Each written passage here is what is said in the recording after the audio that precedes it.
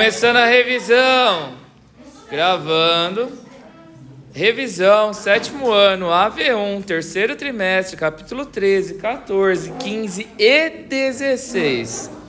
Tá aqui a revisão, passa. Aqui, censo demográfico. Então, o que é o censo demográfico? O censo demográfico é a coleta de dados da população. Um exemplo, a população está aumentando, se a população está diminuindo, se estão estudando, se estão fazendo faculdade, quantas mulheres estão no mercado de trabalho, quantas mulheres estão na política, quantos anos as pessoas estão vivendo, estão tomando vacina, se não estão. Então, os dados da população é chamado de censo demográfico. Quem é que faz o censo demográfico? Instituto Brasileiro de Geografia e Estatística, ou seja, IBGE. A cada quantos anos que o censo demográfico ele é realizado? De 10 em 10 anos. Então, os dados eles valem no período de 10 anos. O censo teve aí um atrasozinho, aí o último por conta da pandemia. Para que serve o censo demográfico? Duas coisas. Primeiro, para entendermos como que está a situação da população brasileira, tá, as características da população, e o segundo, para aplicação de políticas públicas. Um exemplo, o governo ele pega os dados do censo demográfico. As pessoas estão estudando pouco lá na região norte. Precisamos, então, investir na educação lá. Os salários estão baixos lá no Nordeste. Precisamos criar uma infraestrutura que gere mais empregos no Nordeste para que os salários eles venham melhorar. Então, no caso, os dados do censo demográfico eles são coletados e utilizados pelo governo. A criminalidade está muito alta no Sudeste, então precisamos de mais policiais. Então, o censo demográfico, os dados é para conhecer o país e o segundo para poder aplicar as políticas públicas. Setores da economia, são 3 setores, o primário, secundário e terciário. O primário se refere a tudo o que se retira da natureza, seja extrativismo animal, vegetal e mineral. Então, todas as pessoas que trabalham com extrativismo fazem parte do setor primário. Setor secundário são as atividades industriais diversas. Produção de carro, produção de alimentos, produção de roupas e também a construção civil. O que é construção civil? Construção de casas, prédios, apartamentos. Então, os arquitetos, os engenheiros civis fazem parte aí do setor secundário. Setor terciário é o setor de serviços e comércio. Então, todo mundo que trabalha no comércio e todo mundo que trabalha dentro da cidade, mas não é na construção civil e nem na indústria, faz parte do setor terciário. Como assim? O que são esse setor de serviços? Professor, advogado, bancário, açougueiro, padeiro, médico. Então, esses fazem parte do setor terciário. Comércio e o setor de serviços, que são os variados empregos que foram citados. Depois, o próximo tópico, as mulheres na sociedade. Então, nós estudamos ao longo aí, do mês que as mulheres, elas são extremamente prejudicadas na sociedade brasileira. Primeiro, porque o salário ele é mais baixo. Se nós pegarmos todos os salários dos homens e todos os salários das mulheres, de acordo com os dados do IBGE, as mulheres recebem menos. Os cargos, se a gente pegar os cargos de liderança, tem mais cargos ocupados por homem do que cargos ocupados por mulheres. A maior parte dos cargos ocupados por mulheres, de liderança, estão apenas na área da educação. Próximo, preconceito. Ainda estamos numa sociedade patriarcal, onde que predomina a voz do homem do que a voz da mulher, infelizmente. Todos nós somos iguais e tem mulheres que são muito melhores do que muitos homens que estão na liderança. Política. Se a gente pegar os dados da política, ainda é mais gritante as características das mulheres na liderança. Foi até criado uma lei para ter mais representatividade feminina na área da política. E essa lei ainda é extremamente falha, porque é necessário que a cada 10... Exato, vou chegar lá. Muito obrigado. A cada 10 pessoas que estão na política, a lei ela exige que no mínimo 3 sejam mulheres. Então tem partidos políticos que colocam apenas o necessário, que é o 30%. E desses 30%, que nem o Bruno citou, infelizmente muitos são fictícios. Então, quando você vai puxar lá o histórico do partido político, tá lá, Maria das Couve. Aí, cadê a Maria das Couve? A Maria das Couve trabalha no supermercado, nem sabe que o nome dela tá lá na política. que é somente para poder compor a bancada ali dos 30%. Próximo tópico, trabalho. O trabalho ele é classificado entre PAP e o informal. O PE é a população economicamente ativa, são as pessoas que elas trabalham com carteira assinada, que acabam pagando seus impostos, que trabalham para alguém, ou seja, para um chefe. O P é a população economicamente inativa, são as pessoas que não trabalham. Exemplo, de idosos que já aposentaram ou invalidados, possuem algum tipo de doença, algum tipo de dificuldade, ou também, no caso, as crianças e os adolescentes. Depois, o trabalho informal. O trabalho informal é aquele que trabalha por conta própria, que não tem chefe. Ele é o próprio chefe de si. E o trabalho informal, muitas vezes as pessoas elas não contribuem para o governo, não pagam seus impostos, muitas vezes do trabalho informal. Muitas vezes, não são todos os casos, tá? Tem pessoas que acabam pagando ali e tal, as taxas, tudo, para depois ter uma aposentadoria. Qual que é o prejuízo, por exemplo, da maioria do trabalho informal? Que essas pessoas elas não acabam tendo seus impostos coletados. E os impostos são importantes para poder aplicar políticas públicas, educação, saúde, lazer, segurança. Essa pessoa que ela não contribui com o governo também, depois ela fica fora das leis trabalhistas. Por exemplo, ela não tem 13º, ela não tem férias, não tem aposentadoria. E lembrando, a aposentadoria no Brasil, eu pago a aposentadoria do seu avô, você vai pagar a minha aposentadoria. Então é sempre um remendando a dificuldade do outro lá na frente. É assim que funciona o sistema brasileiro. Próximo, o IDH. Deixa eu ver se tem mais alguma coisa para comentar sobre isso. Depois tem ali o jovem aprendiz, né? Não sei se eu vou colocar isso na prova. Jovem aprendiz no Brasil a partir dos 16 anos. 16 ou 14? Obrigado, 14. Então, a partir dos 14 anos, só que tem no máximo, acho que 7 horas de trabalho, para que não venha competir ali e atrapalhar os estudos. Mais alguma coisa? Não? Próximo, IDH. O IDH é o Índice de Desenvolvimento Humano. Então, como que a gente vai saber se um país ele é melhor ou pior e tal? Existem critérios. Antes analisava-se só a economia, só que esse é muito falho. Então, o IDH ele acabou ampliando seus critérios de avaliações. Então, nós temos ali, para poder avaliar o IDH, a saúde, a economia e a educação. Então, a saúde ela mede a expectativa de vida, que no caso do Brasil, 76. O Japão é a maior, 10 anos a mais. Então, dentro da saúde, nós temos ali a característica dos medicamentos, os médicos estão preparados, você tem muitos hospitais, a alimentação das pessoas, então tudo isso vai influenciar na expectativa de vida.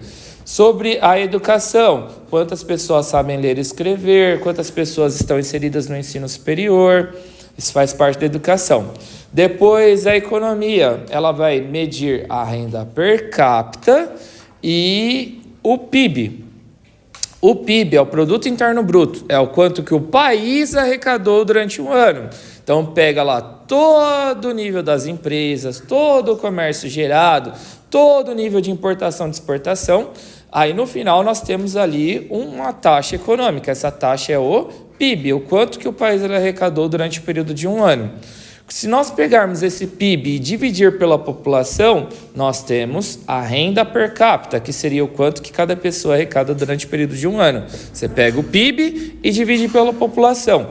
Só que tanto uma coisa quanto a outra é extremamente falho, porque vai pensar que a pessoa que trabalha, vamos supor, no supermercado, e a pessoa que trabalha fazendo engenharia aeronáutica, elas vão ter a mesma taxa de renda per capita de acordo com a divisão. Só que se a gente pegar no papel, analisar, o salário ele é totalmente diferente. A pessoa que trabalha na engenharia aeronáutica ganha uns 20 mil de salário. A pessoa que trabalha no supermercado ganha 1.500, a maioria.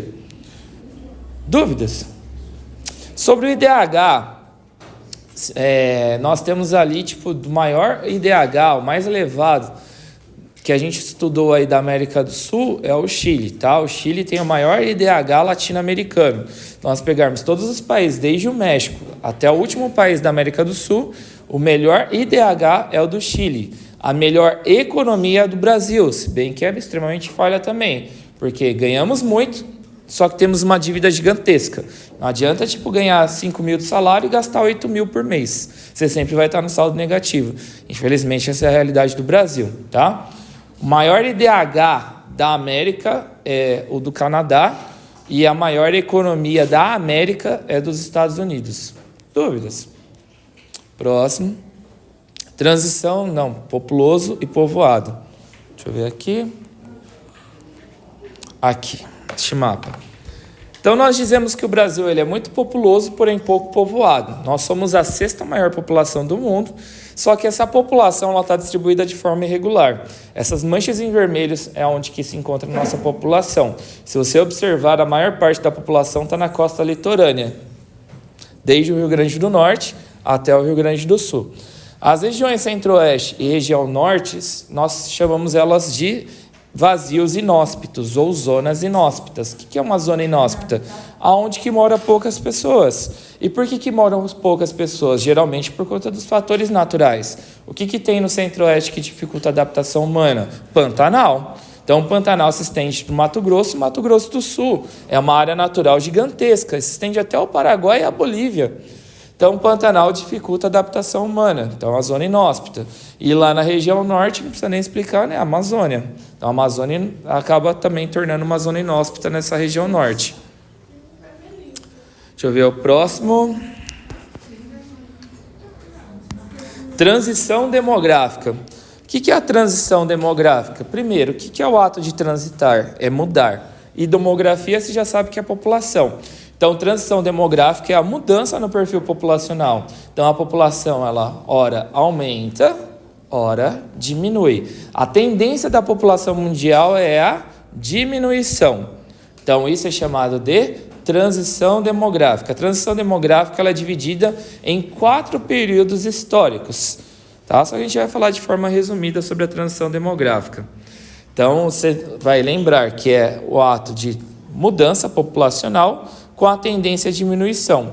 E isso nos países mais ricos. O Brasil está entrando nesse 4º período histórico que é de diminuição populacional.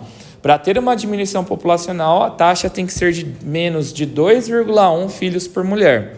Então, quando você baixa 2,1 filhos por mulher, nós temos a tendência de diminuição populacional. Enquanto o Brasil está entrando nessa fase, o Japão, França, Canadá já entrou nessa fase lá em 2002, 2003, o Brasil está entrando agora. E países africanos vão entrar nessa fase daqui uns 30 anos ainda. Porque ainda muitos países africanos, a taxa é de 4 filhos por mulher, 5 filhos por mulher. No Brasil ele mudou dessa fase já faz um tempão já, né? Tempão.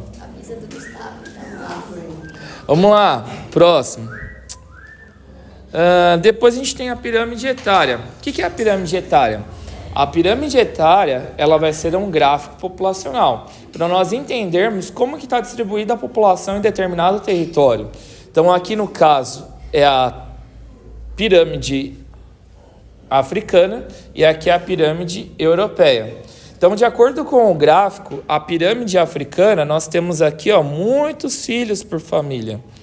E depois, o topo, ele está extremamente curtinho. Então, isso é uma pirâmide de um território pobre. Quanto mais largo for a base, tá? A base, essa parte em vermelho. O corpo, essa parte em azul. E o topo, essa parte em amarelo. Quanto mais largo for a base, quer dizer que nós temos mais filhos por família e a mulher geralmente não está inserida no mercado de trabalho. Está em casa cuidando dos seus 5, 10 ou 23 barrigudinhos. E quando o topo for curto, quer dizer que a saúde é extremamente precária. Então, está se referindo a um território pobre. Já aqui é a pirâmide etária da Europa, um continente desenvolvido. Então, a base ela já está curta e o topo ela está bem largo. Então, quer dizer que os investimentos na saúde são bons. Então, o território é um território rico. E a base curta representa que a mulher está efetiva no mercado de trabalho. Então, nós temos a economia gerada tanto pelos homens quanto as mulheres, fazendo com que o PIB e a renda per capita se eleve. Alguma dúvida? Deixa eu ver aqui depois. Baby boom. O Baby Boom é um período histórico onde que as famílias elas cresceram de forma muito acelerada. No continente europeu, nos Estados Unidos, Canadá, Japão, este período histórico foi depois da metade do século passado. Então, 1960, 1970, mais ou menos, estes territórios eles começaram a diminuir seu número de filhos, melhoraram os contraceptivos, métodos anticoncepcionais, vacina, laqueadura para a mulher, vasectomia para o homem, a informação também. Então, a mulher inserida no mercado de trabalho, a mulher não casando mais com 15 anos, mas casando com seus 25, 30, a mulher pensando na sua ascensão financeira, então estudando, fazendo mestrado, doutorado, pós-doc, semideus, e o céu é o limite. Então, todos esses fatores fazem com que a população venha a diminuir. Tá? Então, antes deste período, tá? Quando as mulheres tinham muitos filhos, e a população começou a frear na sua... deixa eu ver aqui, uma palavra melhor aqui. Então, o Baby Boom é um período onde que nós tínhamos ainda muitos filhos por família e a saúde ela estava melhorando, fazendo com que a expectativa de vida aumentasse. Então, a população parou de falecer e as famílias continuavam a ter muitos filhos. E isso faz com que a população cresça. População tendo muitos filhos e a saúde melhorando e as pessoas continuando a viver sem uma taxa de homicídio muito grande. Então, isso faz com que a população cresça. Esse período histórico é chamado de Baby Boom. Só que quando começam a melhorar as condições das mulheres e as condições da saúde, fazendo com que a população ela venha depois a diminuir. Alguma dúvida sobre o Baby Boom? Certeza? Próximo e último que a gente finaliza aqui. Fatos que justificam a transição. Acho que já foi explicado, já foi mencionado, né? Os métodos contraceptivos e a mulher no mercado de trabalho. Isso são os fatos que justificam a transição demográfica. E a gente finaliza aqui a nossa revisão. Lembrando, faz o resumo aí de no mínimo 30 linhas, pula os parágrafos para poder fazer o resumo, para poder ficar bem organizado. Eu irei ver este resumo, eu acho que é na sexta-feira. Sexta-feira é a nossa prova também, né?